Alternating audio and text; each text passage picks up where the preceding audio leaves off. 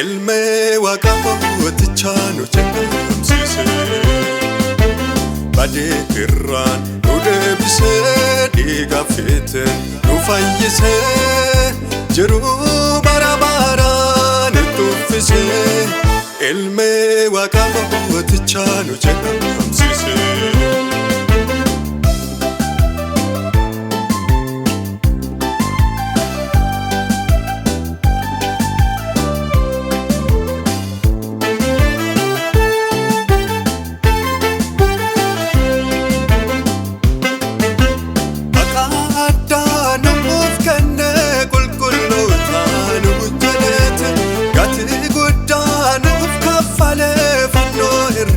Nuuf du'eeti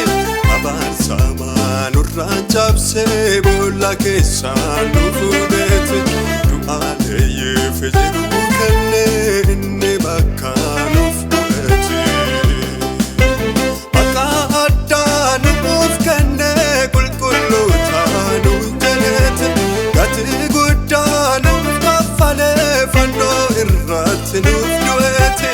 abaan saamaan urraan cabsee boolla keessaan nu fuudheeti du'aaleeyyeef jiru kennee inni bakka nuuf du'eeti badeetirraan nu deebisee dhiiga fiite nu fayyise jiruu bara baraan itti uffise ilme waqaawwatichaanu jedhamsiise badeetirraan nu deebisee dhiiga fiite nu fayyise jiruu bara baraan itti uffise ilme waqaawwatichaanu jedhamsiise.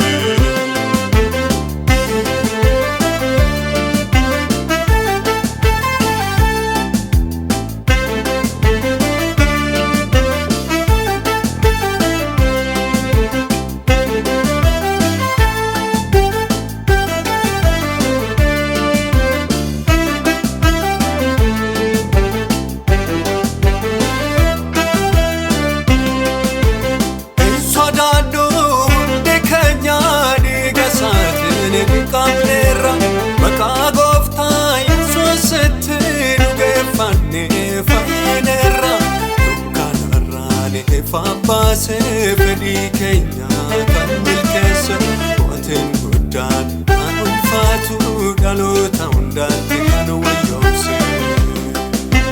hin sodaannu hundi keenya dhiiga isaatiin dhiqamneerra maqaa gooftaa Yesuusitti dhugeeffannee fayyineerra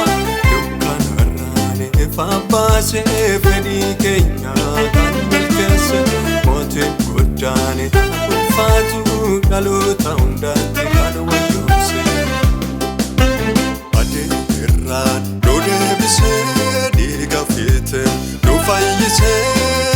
jiruu bara baraan itti uffise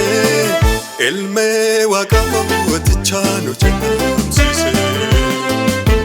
badeetirraan nu deebisee dhiiga fiite nu fayyise jiruu bara baraan itti uffise ilme waqaawwatichaanu jedhamsiise.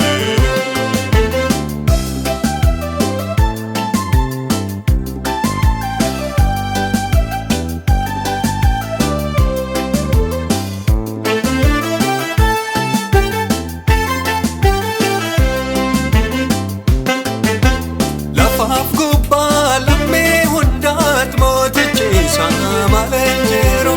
inni waaqa Israa'elootaati seenaan isaa odaa jedhu harroo kennee nu jaallateef dhiiga qulluu dhangalaase farraaf cubbuu badii keenya du'a isaatiin nuuf baase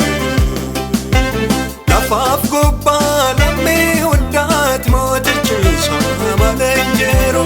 inni waaqa Israa'elootaati seenaan isaa odaa jedhu harroo kennee nu jaallateef dhiiga qulluu dhangalaase farraaf cubbuu badii keenya du'a isaatiin nuuf baase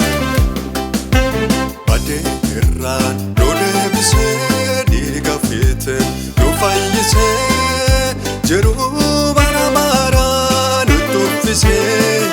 ilmee Waaqa mootichaa nu jajjabeessisee badeerraan nu deebisee dhiiga fiitiin nu fayyisee jiruu bara baraa nutti uffisee ilmee Waaqa mootichaa nu jajjabeessisee